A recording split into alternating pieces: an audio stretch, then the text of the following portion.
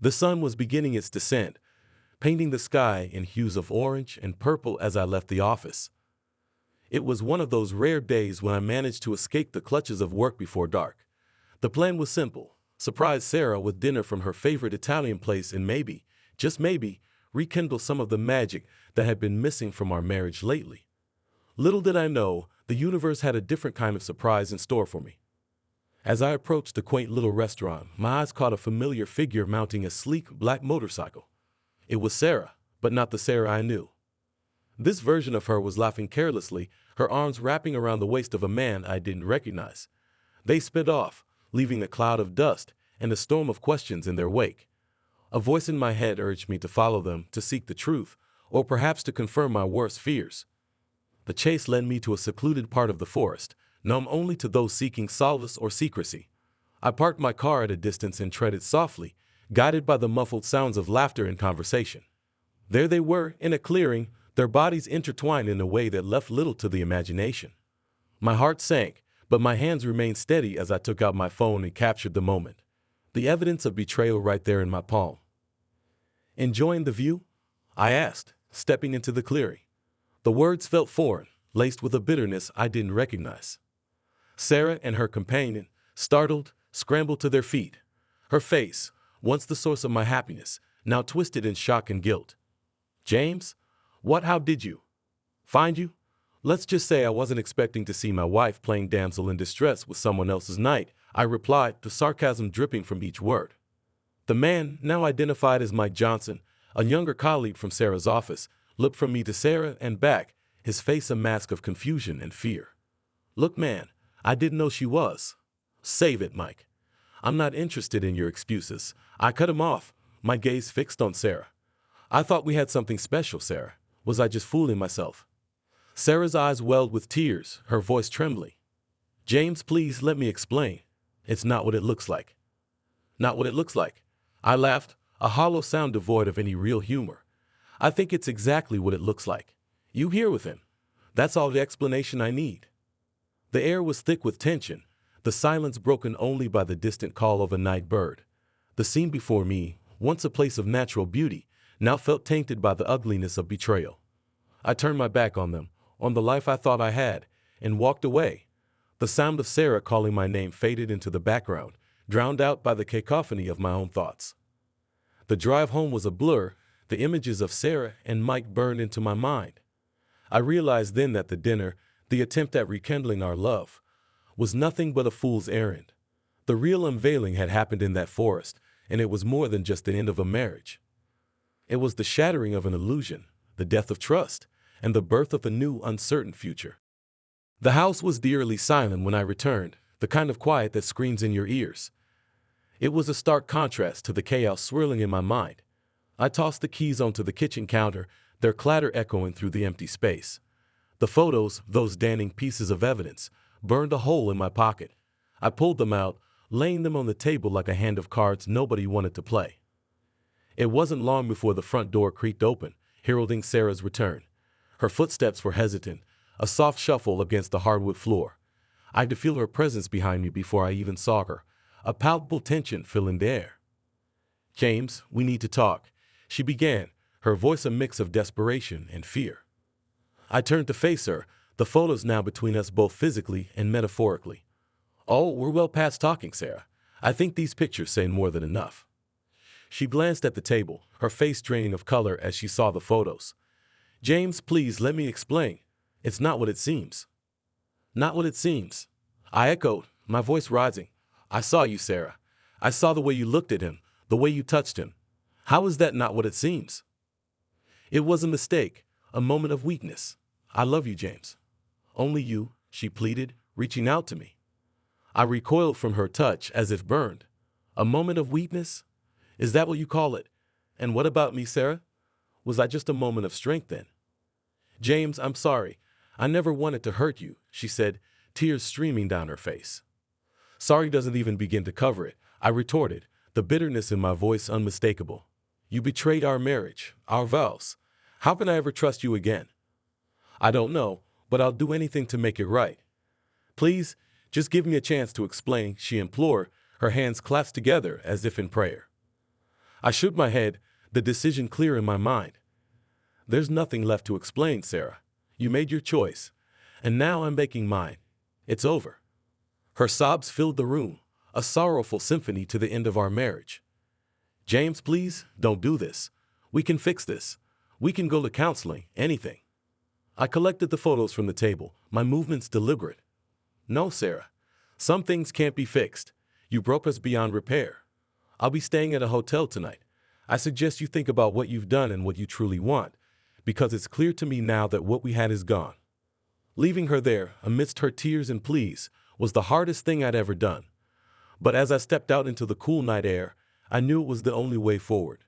The confrontation had laid everything bare, the denial on her part a feeble attempt to salvage the unsalvageable. Our marriage, once a source of joy and companionship, had been irrevocably tainted by betrayal. And no amount of denial could change that harsh truth. The hotel room felt cold and impersonal, a stark reflection of the void inside me. I sat on the edge of the bed, the silence oppressive, broken only by the occasional hum of traffic from the street below. My mind replayed the confrontation with Sarah, her words a haunting echo that refused to fade. I had sought solitude to escape the pain, but found no respite in the quiet. It was late, the digital clock casting a soft glow in the darkened room, when my phone buzzed to life. A message from Sarah. My heart clenched at her name, a mix of anger and sorrow knotting in my chest. I debated ignoring it, but found myself unlocking the phone. Asterisk, please, James. We need to talk. There's more to this than you know. Meet me at the cafe tomorrow? 9 a.m.? Asterisk. The request seemed like a plea, a final bid for understanding. Part of me yearned to ignore it, to sever all ties and attempt to heal. Yet another part, perhaps driven by the remnants of love or sheer curiosity, compelled me to consider her words. With a heavy sigh, I typed a response. Asterisk, fine, but this changes nothing. Asterisk. The cafe was quiet the next morning, the usual bustle of the city yet to begin. I arrived first, choosing a secluded table at the back. The minutes ticked by, each one stretching longer than the last, until finally Sarah appeared. She looked worn, her usual vibrancy dimmed by the events that had unfolded. Thank you for coming, she said, her voice barely above a whisper as she took the seat opposite me. I nodded, my expression guarded. You said there was more to this. Explain. She took a deep breath, her hands trembling slightly. It wasn't just a mistake, James. I've been unhappy for a long time. I felt alone, even when you were right beside me. Mike, he was a mistake, but he was also a wake-up call for me. Unhappy? I echoed, disbelief and pain interminglingly. Why did you say something? Why not try to fix us instead of seeking solace in someone else's arms? I wanted to tell you I did, but every time I tried, I saw how hard you were working, how much you were trying to provide for us. I didn't want to add to your burden, she replied, her eyes pleading for understanding. A burden? I scoffed, the words bitter. Our marriage, our relationship, was never meant to be a burden. It was supposed to be a partnership, Sarah.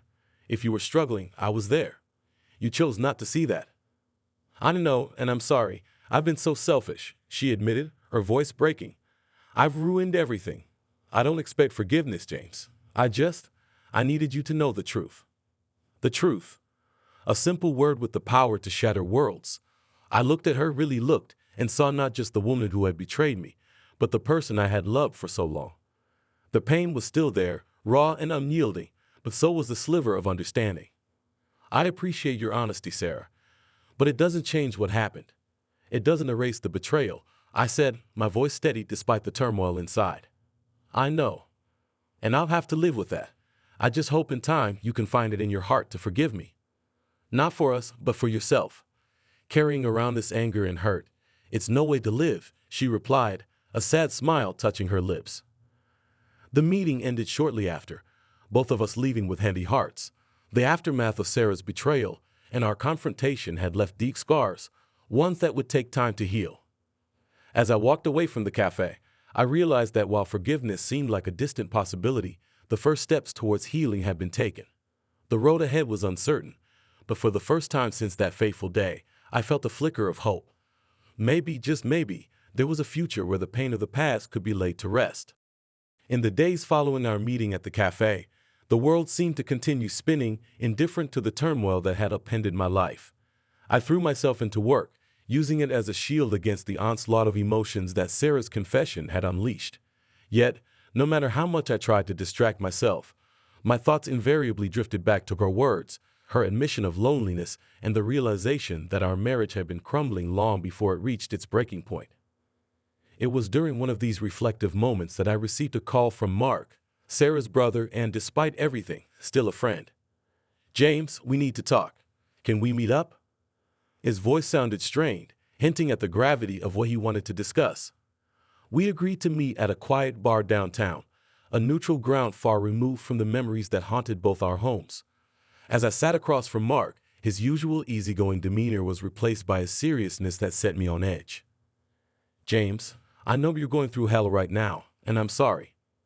I'm sorry for what Sarah did, and I'm sorry for what I'm about to tell you," he began, his gaze steady. "What is it?" I asked, bracing myself for yet another blow. "It's about Sarah, and why she did what she did. There's something you don't know, something she's been hiding not just from you, but from all of us," Mark revealed, his voice heavy with concern. I felt a chill run down my spine. "What are you talking about?" "Sarah's been dealing with depression, James, for years. She's been in and out of therapy, on medication. She's been struggling, and she didn't want you to know.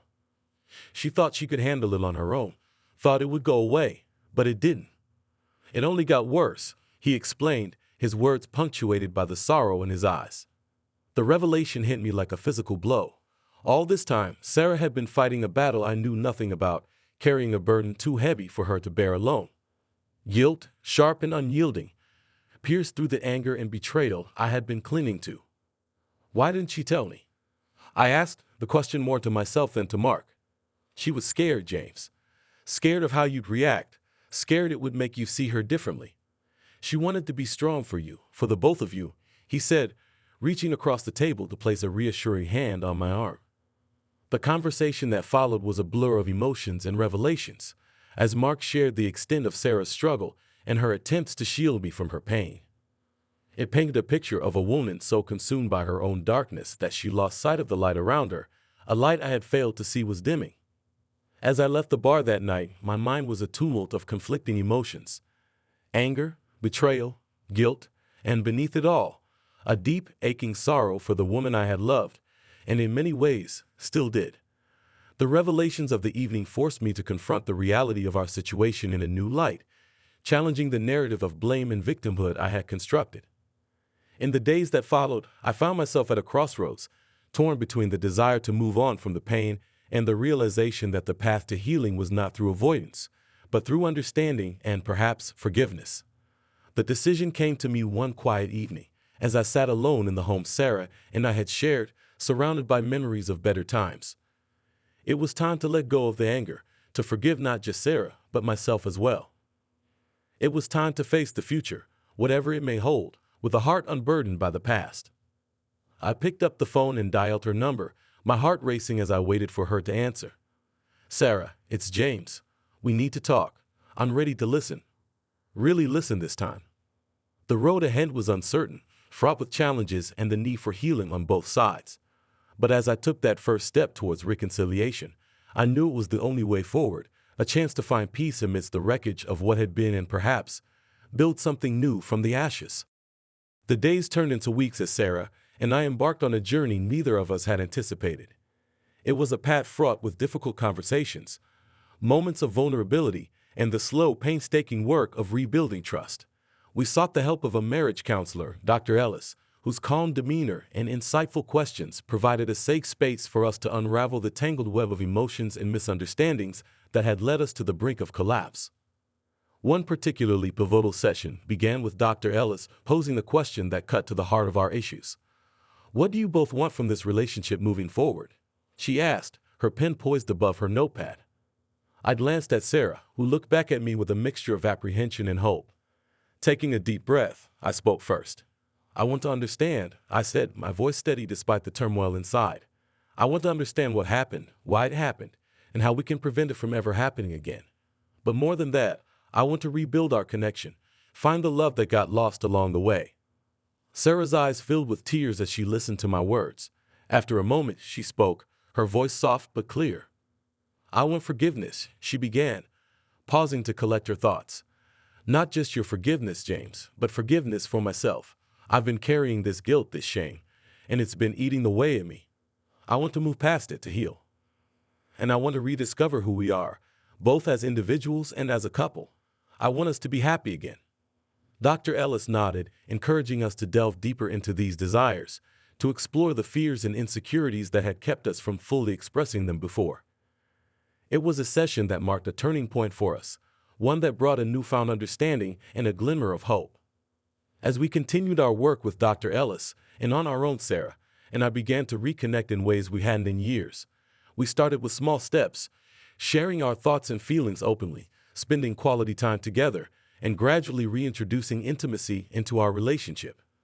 It was a slow process, filled with moments of backsliding and doubt, but also moments of profound connection and healing. One evening, as we sat on our porch watching the sunset, Sarah turned to me, her hand finding mine. "Do you think we can really make it through this?" she asked, her voice a whisper in the fading light. I squeezed her hand, searching for the words to express the cautious optimism that had begun to take root in my heart. "I don't know," I admitted, "but I do know that I'm willing to try, and that has to count for something, right?" Sarah leaned her head on my shoulder, a gesture so familiar and yet so precious in its newfound significance. "It counts for everything," she replied, her words carrying the weight of our shared journey. The road to healing was long and winding, with no clear endpoint in sight. But as Sarah and I walked it together, we discovered a new horizon, one where the pain of the past didn't define us, but rather informed a deeper, more resilient love. It was a love not of fairy tales, but of reality, forged in the fire of adversity and strengthened by the willingness to face our demons together. And as we looked towards the future, whatever it might hold, we did so with the understanding that while the scars of our past would always be a part of us, they no longer held the power to dictate our course. In the end, it was not a story of betrayal and revenge, but one of forgiveness, growth, and the enduring power of love to heal the deepest of wounds.